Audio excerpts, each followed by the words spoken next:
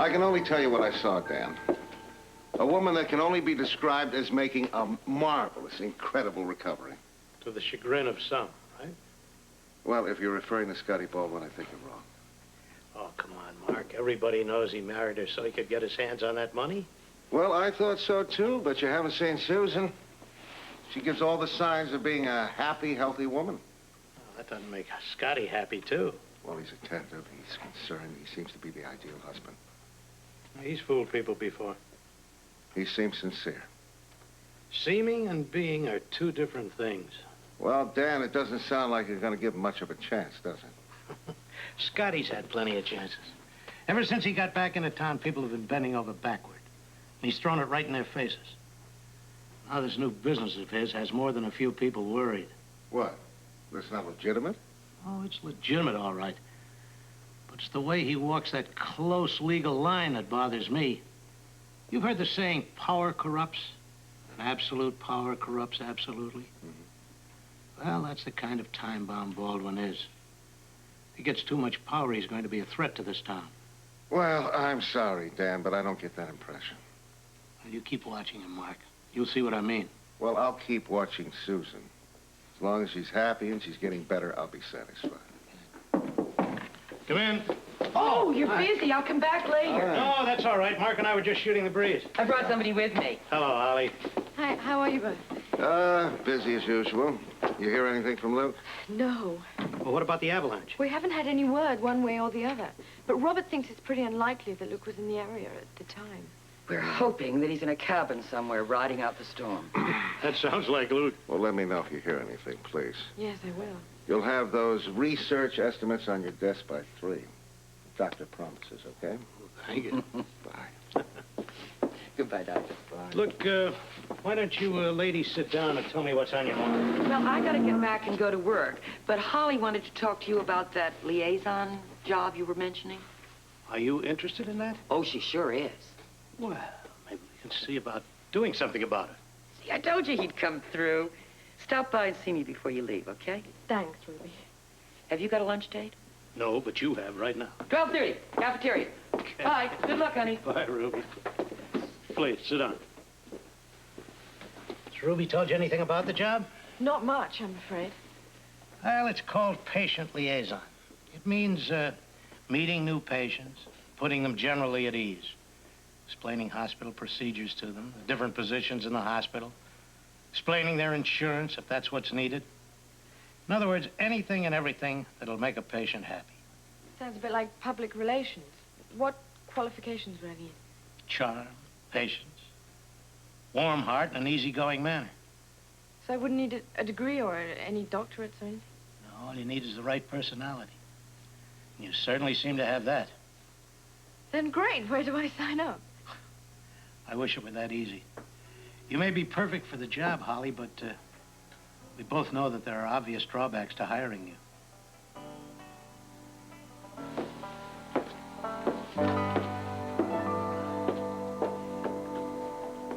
Well, you see, that's just the problem. I lost the combination. Well, couldn't you look it up for me? No. No, it's all right. I can call the locksmith myself. Thank you.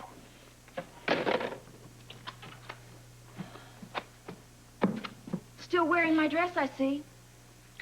I wouldn't try to take it off me forcibly, Tiffany. And after all, the material's so cheap, it would probably rip in a second. Is there no civil way to communicate with you at all? I just want to borrow the dress, that's all. Why don't you just let me have it? I promise nothing will happen to it. That's not the point. We have a rule around here, Heather, and that is that we do not borrow other people's clothes without permission. Well, that's simply overcome. Just give me permission. I am sick and tired of this, you know? I do not need this. I've had a long last couple of weeks, and the last thing I need is an argument with you to top it off, okay? You know, I'm not your problem, Tiffany. It's that boyfriend of yours. Ever since you lost him, you're taking it out on everyone. Well, if that's so, then I guess we can blame your sunny disposition on the loss of Scotty Baldwin as your boyfriend. Scott Baldwin was never my boyfriend. Lover?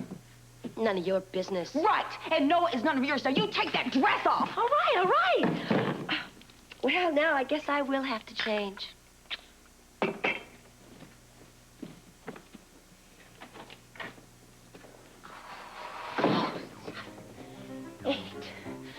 9, 10. Oh, God, I've got to get out of here. I've got to get out of here. Oh, get you.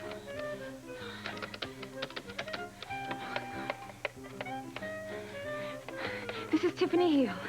I've got to speak to Mickey immediately. What do you mean he's indisposed? With an actress? Well, how long has he been in there? Well, then call out the vice squad. No, that was just a little joke, Just put him on the line. I'm sure he will talk to me.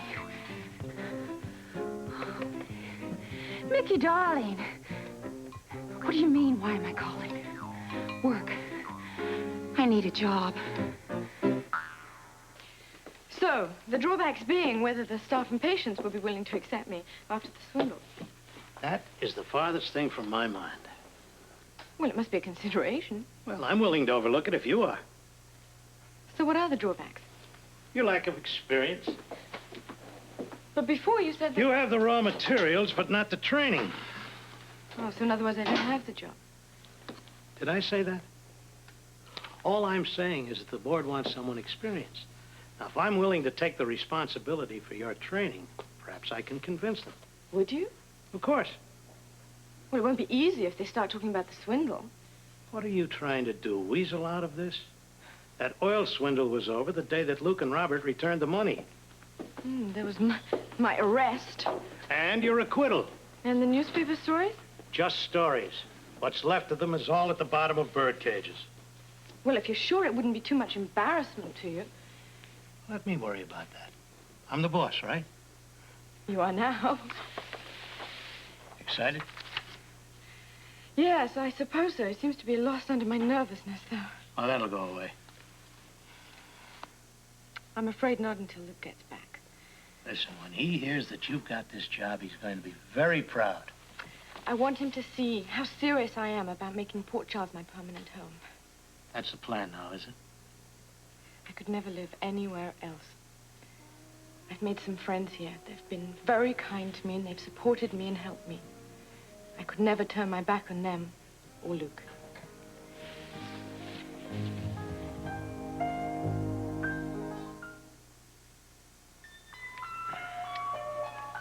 It needs work. You didn't even finish it. I didn't have to. You lost your main argument halfway through. I haven't seen so many useless adjectives since I quit teaching freshman comp. Well, is there anything that you do like? Yeah, something. Otherwise, I would have killed it. Would you mind putting the polish on this for me? I have my own work to do, Jackie. You started the article. Finish it. Yes, sir. Yes, sir.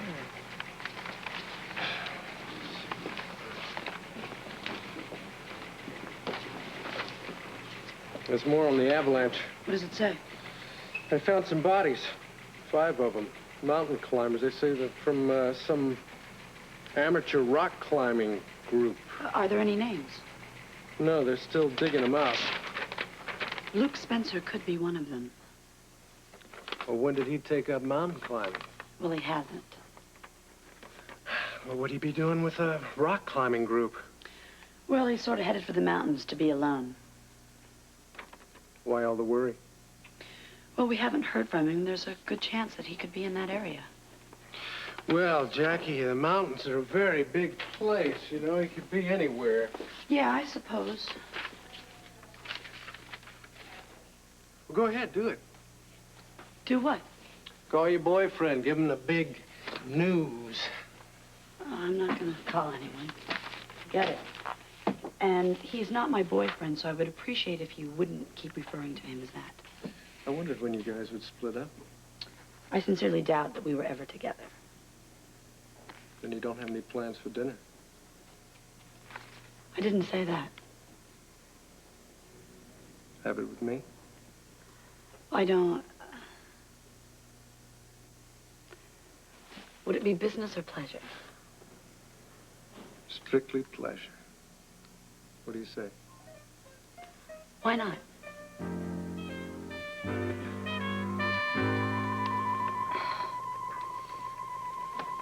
Maybe Susan's measurements. A long shot, but... Let's see. 33...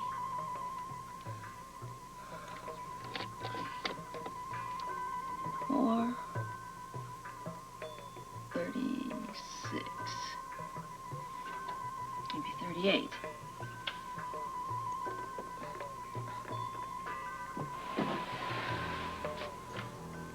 You ought to try sandpapering your fingertips. An old trick of the trade. Why don't you just tell me the combination, Scotty? Now, why would I want to do that? Because I'm your secretary. Is that what you're calling yourself these days? Well, I do try to fulfill all the requirements. Barely. Come on, Scotty, let me in. Let me in on all the business moves. I mean, I feel like you don't even trust me. I might as well be temporary help. Heather, you know something? That's how I've always thought of you. Why don't you let me on the inside, Scotty? That's where I'm most valuable. Your only value is in a bedroom, not snooping around my office. Well, I wouldn't have to snoop around if you'd just relax a little bit. Oh, yeah, I'll relax a little bit. Get nice and relaxed so you can draw and quarter me, huh? I thought that's the way you liked it, Scotty. I like it when I'm in control. Speaking of which, I'm a little curious. What are you doing for recreation these days? I mean, it must be a little tough on you with a half-crippled wife and all. I get by. Do you? You have someone rubbing your shoulders on the sidelines I don't know about? What about you, Heather? It must be kind of difficult, you know, an active girl such as yourself, pining away in a girl's dormitory like that, huh? Now, why don't we just be honest with each other? All right. Right after you. Doesn't matter who starts the conversation, Scotty. We're both in the same position. What position is that? Well, if you're going to be a gentleman about it, don't be a lady and leave it to your imagination.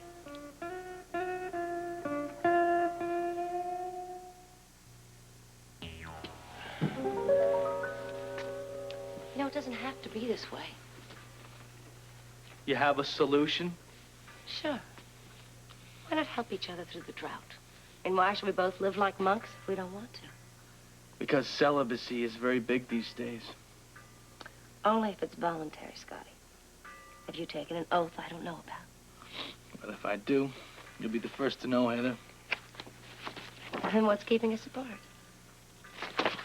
I'm married. Oh, come on, Scotty. You're going to have to come up with a better excuse than that. Would you like to see my marriage certificate? Yeah, I bet it's sitting there right along with your bank book. Those two documents seem to go hand in hand. But I think you should come up with a better excuse to stay away from me than that. Where would we go? I don't know. How about right here? Violate the sacred walls of this office? Come on, Scotty. Think of something fast, okay? My passion's cooling down a little. There you go. What's this? The key to your heart. It's the key to my file cabinet. You think there's room in there for both of us? You're right. I mean, if you're going to be my trusted secretary, I should learn to trust you with my files. Well, I don't know what to say. Well, that's a first. What about the combination to the safe, Scotty? Let me tell you something, all right? That safe contains documents concerning the mall, and until that deal is finalized, nobody gets a look at that. We'll talk about it later. Well, I look forward to that with great expectations. Now, would you get out? I want to talk to my wife. Yes, Mr. Baldwin.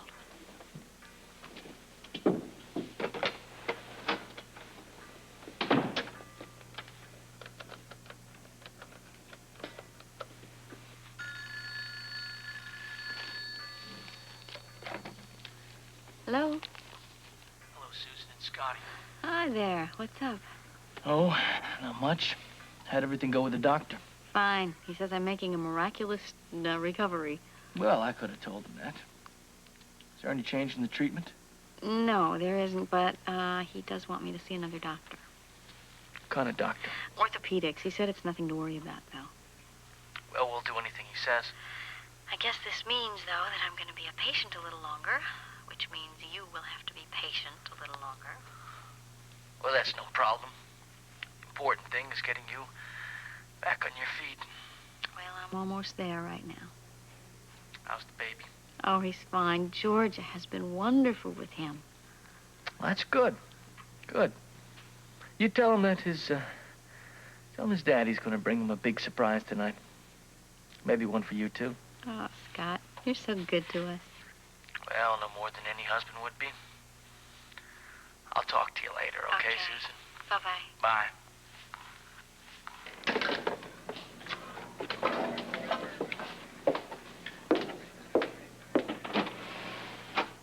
Interesting choice of words. Would you like a big surprise, too, Heather, or would you rather just listen in on my conversations? What did I hear Susan say about you being patient? Does that have anything to do with what we were discussing before? I think you're just reading between the lines. Best part of any written work.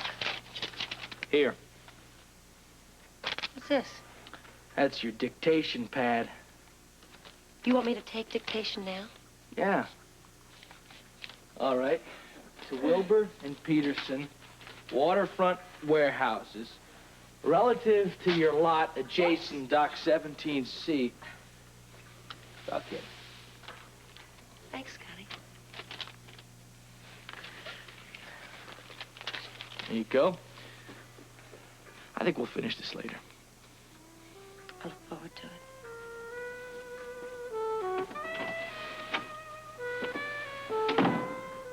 Where's the chopper?